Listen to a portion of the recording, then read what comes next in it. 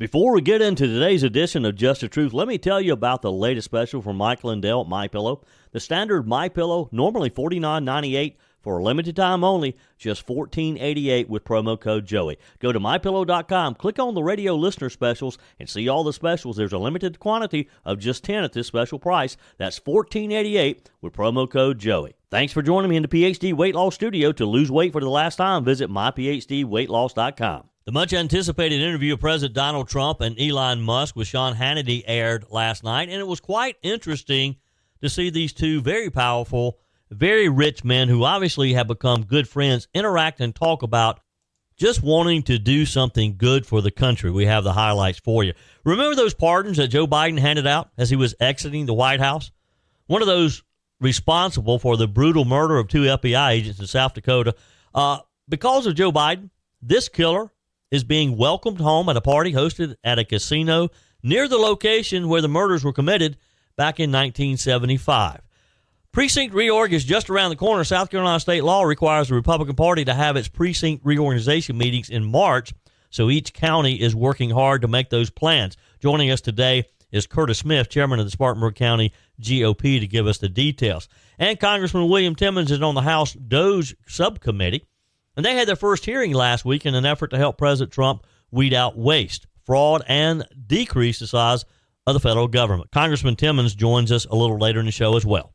I told you we'd be back. And ye shall know the truth, and the truth shall make you free. It's Joey Hudson. I wanted to name it the Joey Hudson bill, but, they don't allow you to put names on bills. But I wanted to call it the Joey Hudson bill because I know that one's been near and dear to you for a number of years. That's how it's done. Let your voice be heard. And the truth shall set you free. Here's Joey Hudson.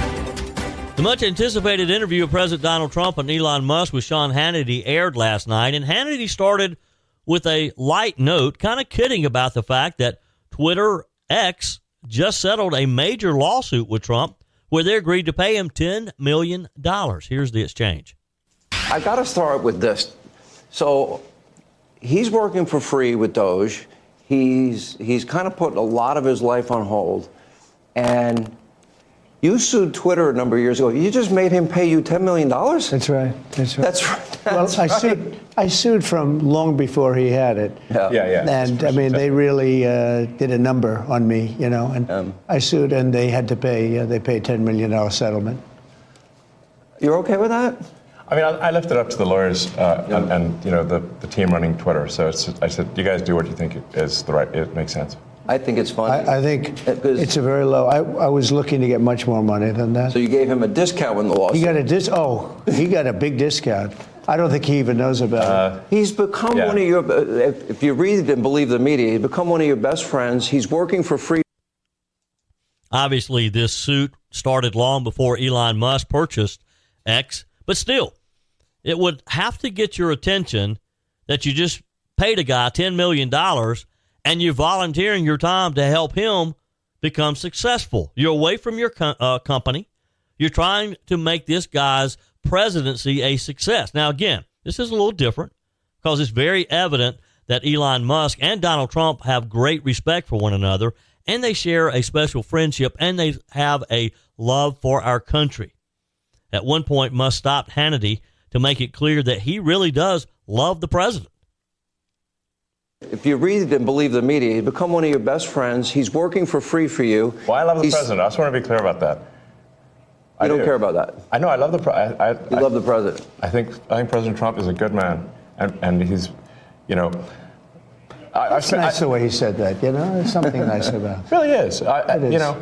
Because I mean, the president's been so unfairly attacked in the media.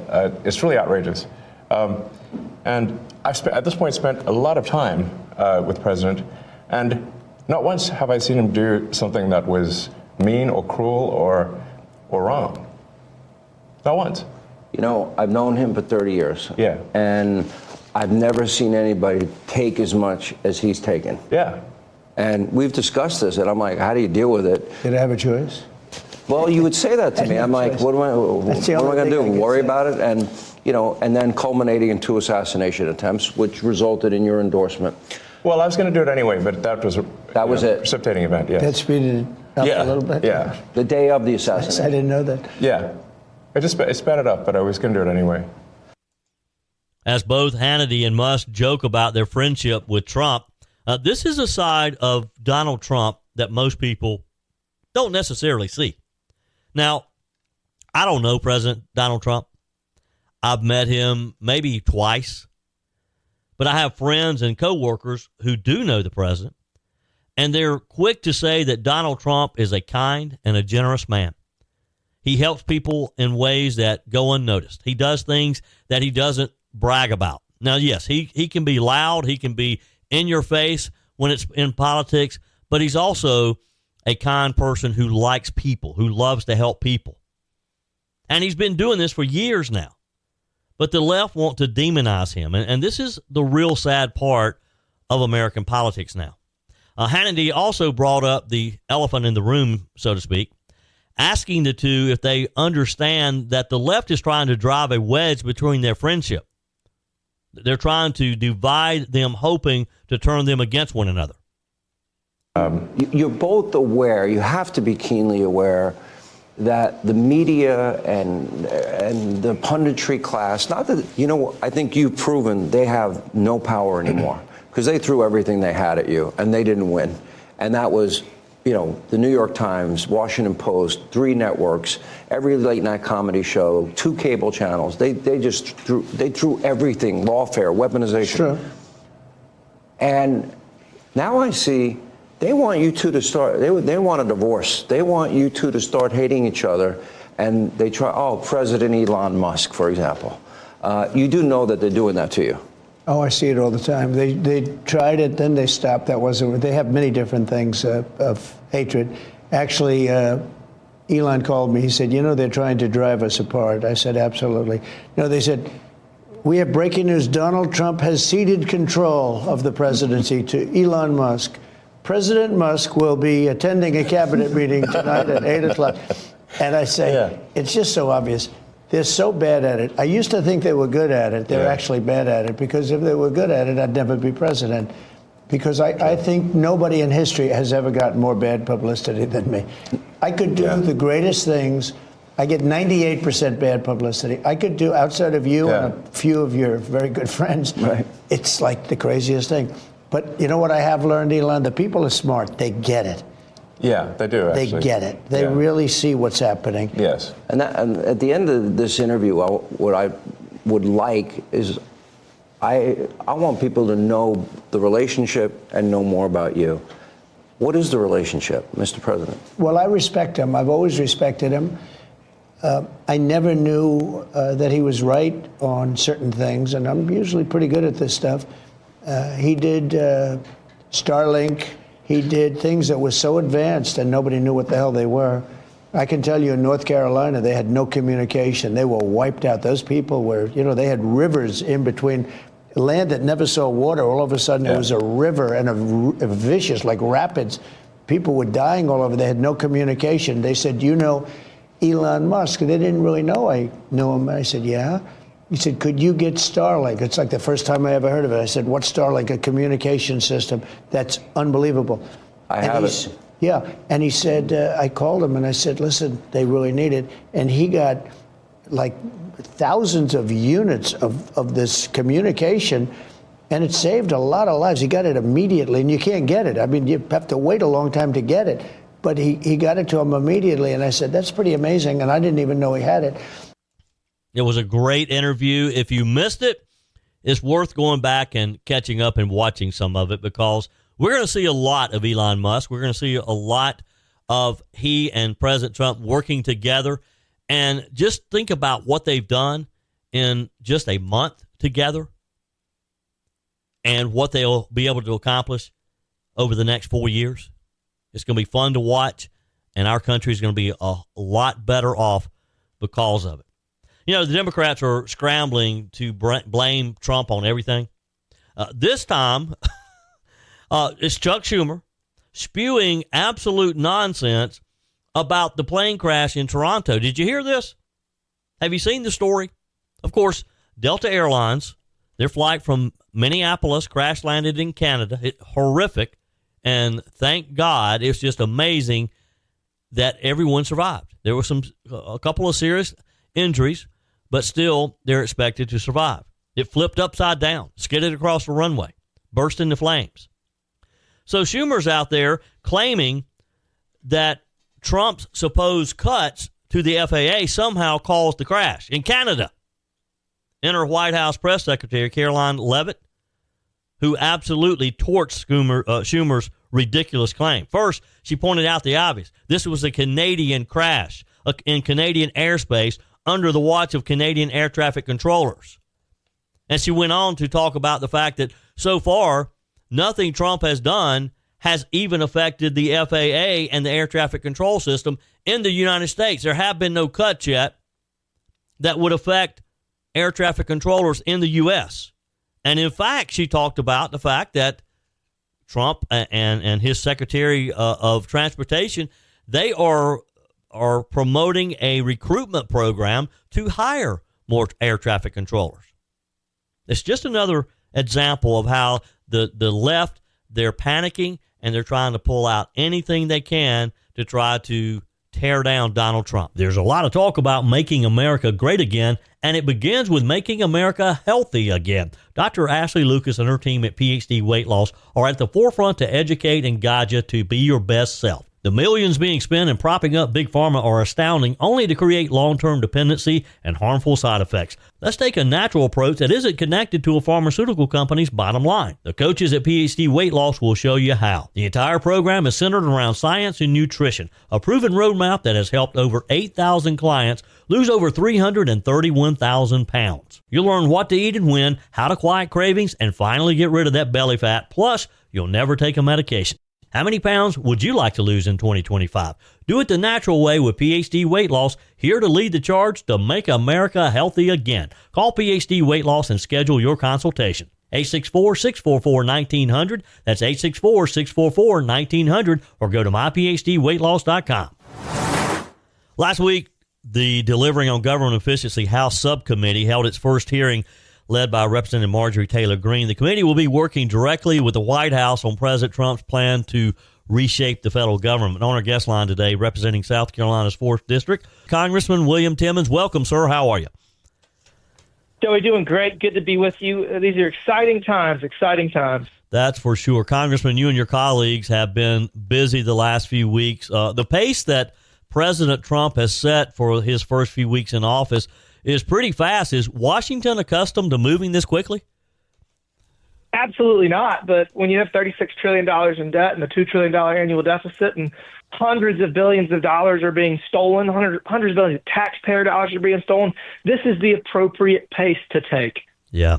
Congressman, DOGE has dominated the headlines these past few weeks. Some of the stories are just mind-boggling. For example, a $29 million contract to strengthen the political landscape in Bangladesh, $47 million to improve learning outcomes in Asia, $32 million to the Prague Civil Society Center. Congressman, who comes up with this nonsense? A bunch of career bureaucrats that couldn't be further left and more extreme in their political views. It's just a complete... I'd say it's a shock, but it's really not a shock at all. We knew this is what was going on, but now we actually have the ability to dig in and cut out the rot. And let me tell you what, this is rot. A lot of these programs you could argue in certain ways or another, but my favorite is the drag shows in Ecuador. Yeah. Like, in what world do we need to spend taxpayer dollars for drag shows in Ecuador for transgender surgeries in Bolivia? Like, what? Yeah. What is going on? So look, there's a lot of people that are very reasonable, that are very concerned about the future of USAID, and all that's happened is simple. We've pared it down entirely. The agency's gone. We moved a number of the employees over to the State Department, so there is appropriate oversight from the Republican or the Democrat Secretary of State. And so these policies, or these programs, these grants are going to be watched over in a way that is appropriate. The checks and balances, the executive oversight, we're going to have that, because these are not programs that are authorized and appropriated by Congress. These are these are pots of money that are then given to the executive. And we all know that Biden didn't do any of this stuff because he lacked the mental capacity to be charged with a crime. He was asleep at the wheel. And so who was making these decisions for billions and billions and billions of dollars of taxpayer money? We're going to put a stop to this, but we're still going to be the leaders in the global community. We're just going to do it from a position of strength, not a position of where the world's bank account. Yeah, Congressman William Timmons is with me today. Let's talk about your work on the House DOGE subcommittee. What role will this committee play in assisting Elon Musk and his Department of Government Efficiency?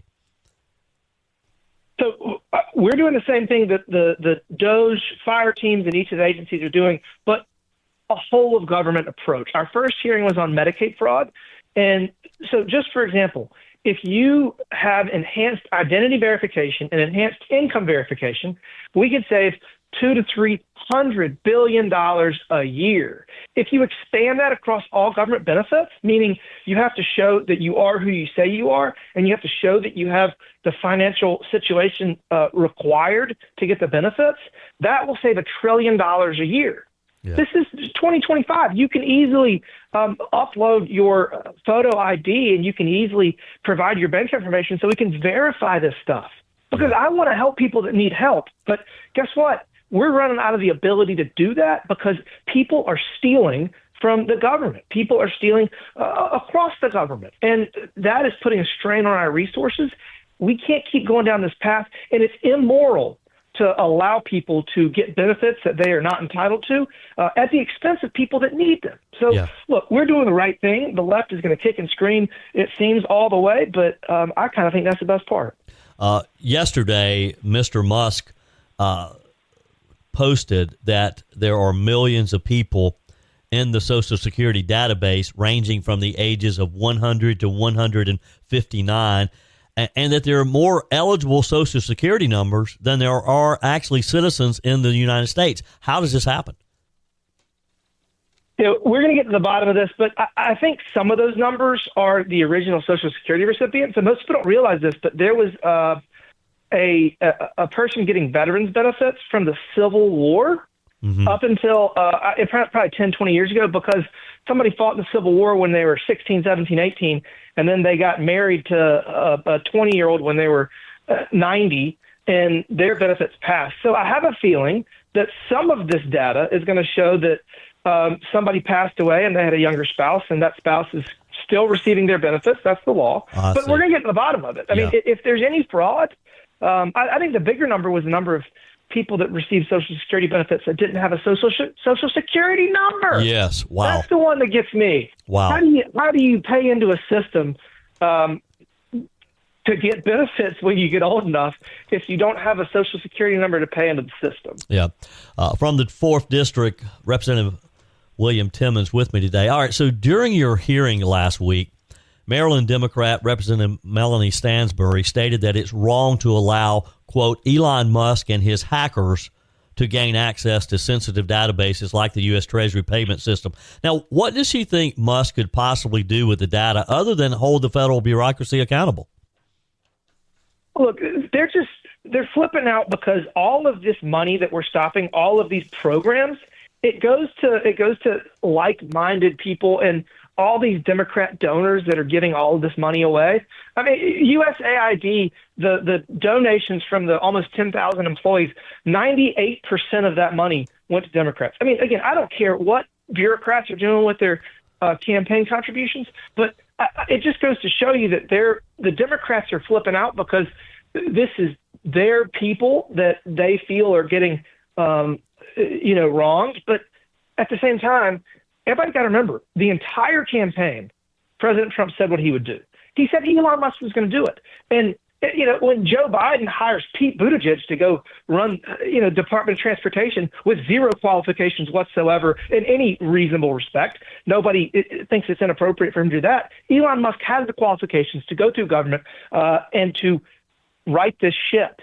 And so I don't understand what their concern is with Elon Musk. It doesn't matter who it is. The president has the authority to hire whoever he wants to do this job. And he chose Elon Musk, and Elon Musk is choosing the people that go and work for him. We are following the law, and the world is going to see that. And honestly, I think time is going to tell that the people that flipping out the most are the ones that have their hand in the cookie jar.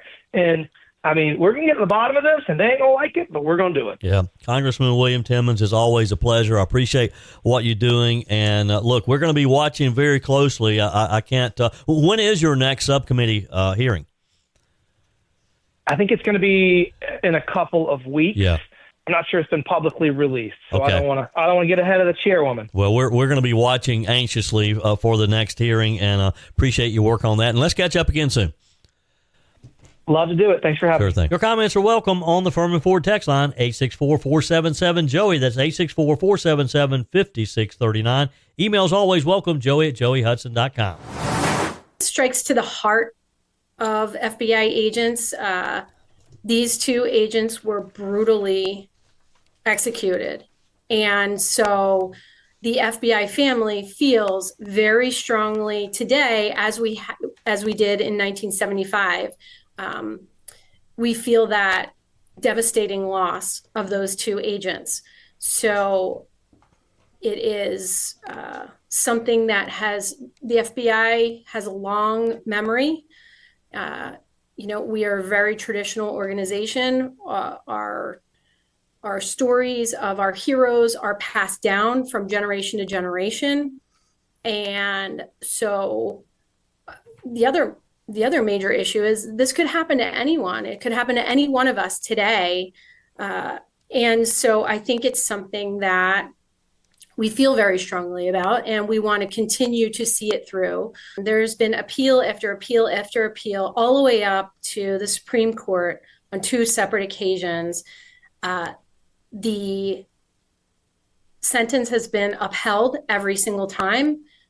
So there's no confusion on the FBI's part or on the Agents Association's part and rank and file FBI agents as to what went on that day and what Mr. Peltier's role was.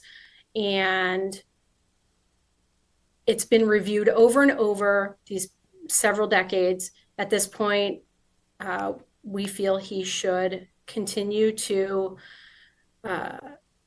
carry out his sentence the way it was handed down all of those years ago. That was the voice of Natalie Berra, president of the FBI Agents Association. She's talking about this brutal murderer who has just been released. Now, I wish I was making this up, but Joe Biden's last act in office, you may recall, was literally spitting in the face of law enforcement, betraying the FBI, and letting a convicted cop killer walk free. Leonard Peltier. He's a radical leftist, a man convicted of brutally executing two FBI agents in cold blood. He's headed home thanks to Joe Biden's final slap in the face to the rule of law. This guy's been sitting in prison for nearly 50 years now, serving 2 consecutive life sentences for his role in the 1975 ambush and execution of FBI agents Jack Kohler and Ronald Williams on a South Dakota reservation. Now, let's be clear here. These agents weren't at war. They weren't armed aggressors. They were simply doing their jobs, looking for a robbery suspect, and instead, they were ambushed, wounded, then executed point blank with rounds to the head. And who was the only person on scene with an AR-15 that fired those rounds? Leonard Peltier.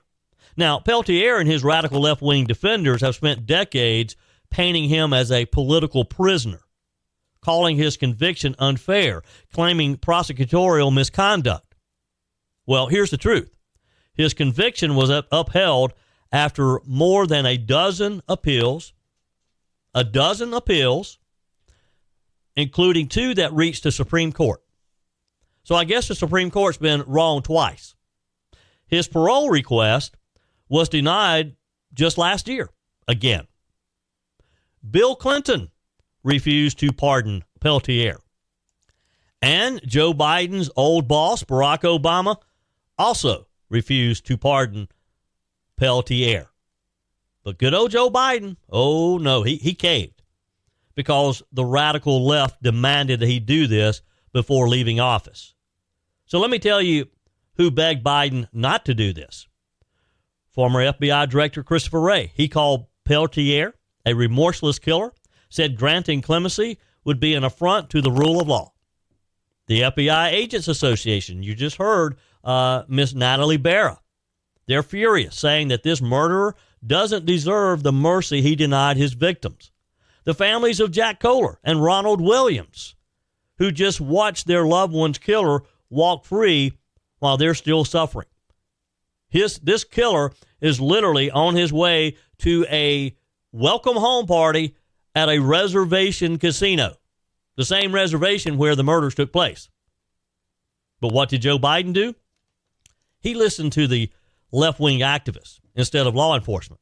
He put more weight in the demands of Bernie Sanders, Elizabeth Warren, and some of the radical indigenous groups than in decades of judicial rulings and evidence.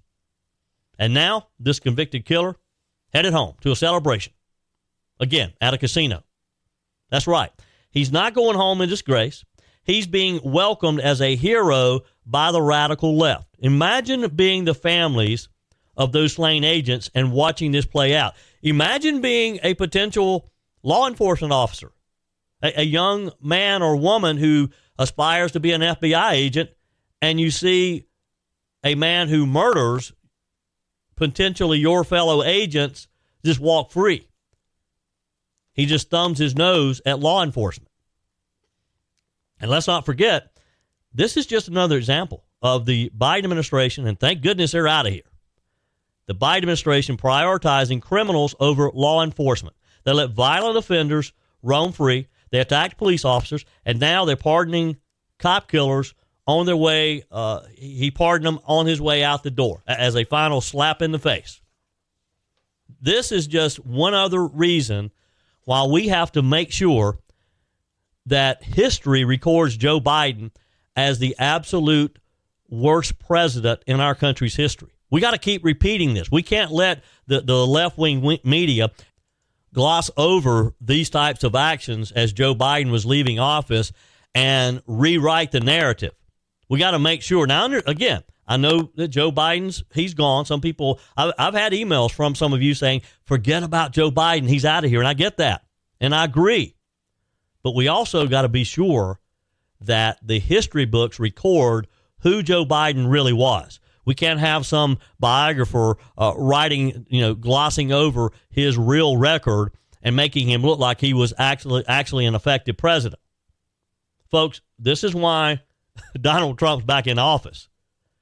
This is why we took back our country on November the 5th, 2024, because the radical left does not believe in justice. They do not believe in law and order. They do not stand with the men and women who keep us safe every day, the men and women who put on a uniform, put on a badge, put on a gun, and protect us at all levels, whether it's the local police, whether it's the sheriff, whether it's the state patrol, or FBI agents. This is real simple. Peltier should have died in prison, but thanks to Joe Biden, he's out partying and being held as a hero. Your comments are welcome on the Furman Ford text line, 864-477-JOEY. That's 864-477-5639. Emails always welcome, joey@joeyhudson.com. Speaking of the Furman Ford text line, it's never been more important to support locally run businesses owned by people who actually live here in the upstate. Let me take a minute to talk with you about our friends at Furman Ford. If you're looking for a new vehicle, maybe a great pre-owned vehicle, one you can trust, or maybe you're looking to order that special vehicle. Either way, if you want a new one, a brand new one, or a pre-owned that you can trust, the folks at Furman Ford, they're there to help you. Their name is on the sign because their name is on the line, because every single transaction is important to them. Jim Furman, Matthew Furman. They do business the right way.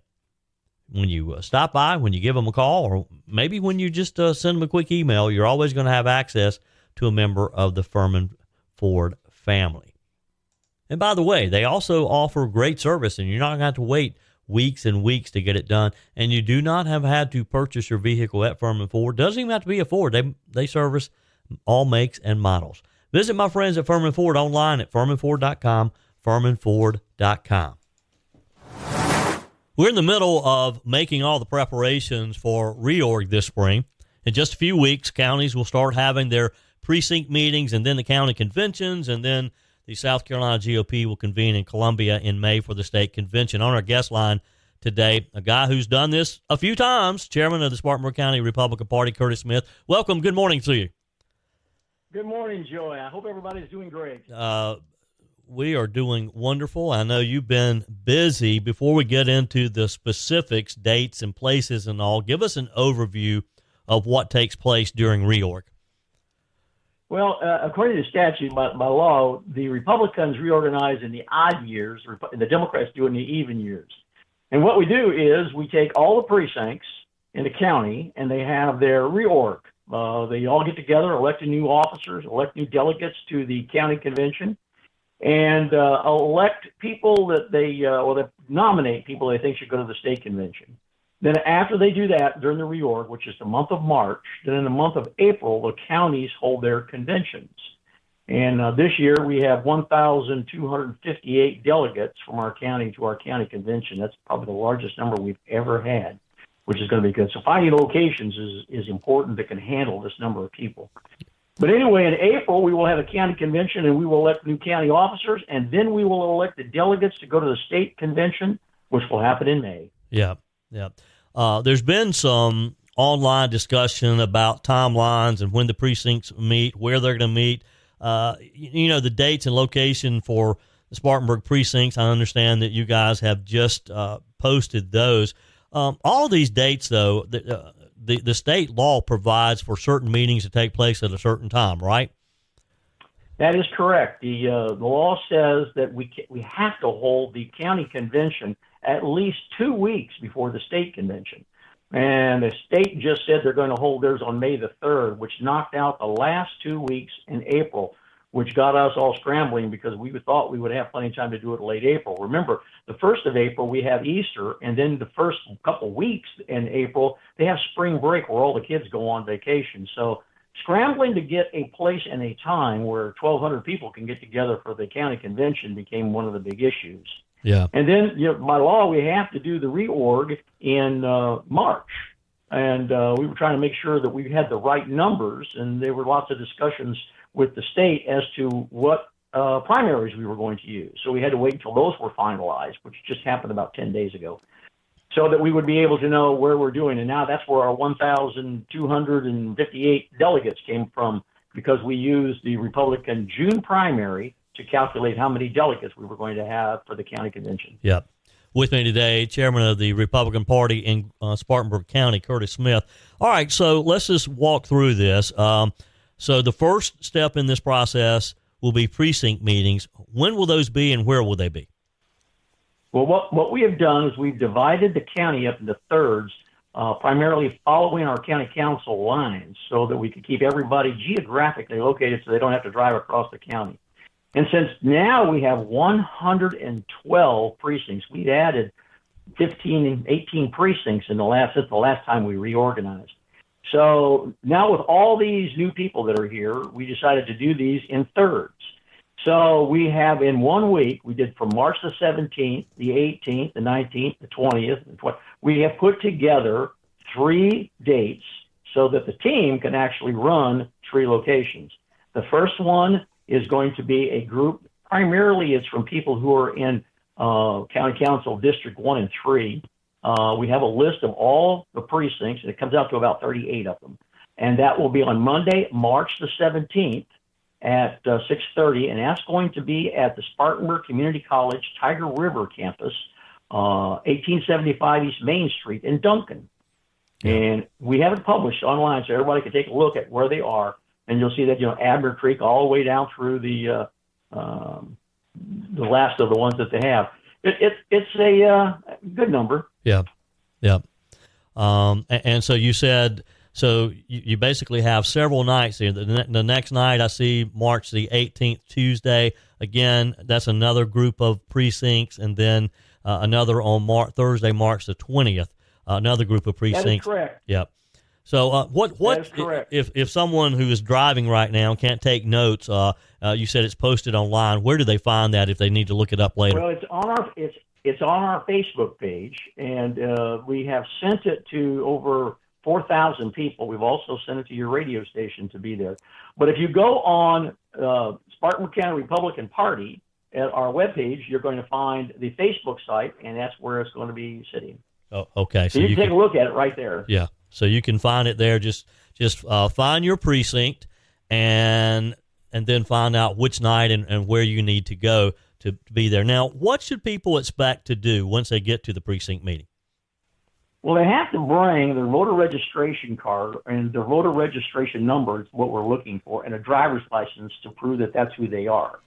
They will come in and we will record their numbers so that we can check them out to make sure they are a registered voter in Spartanburg County in that precinct.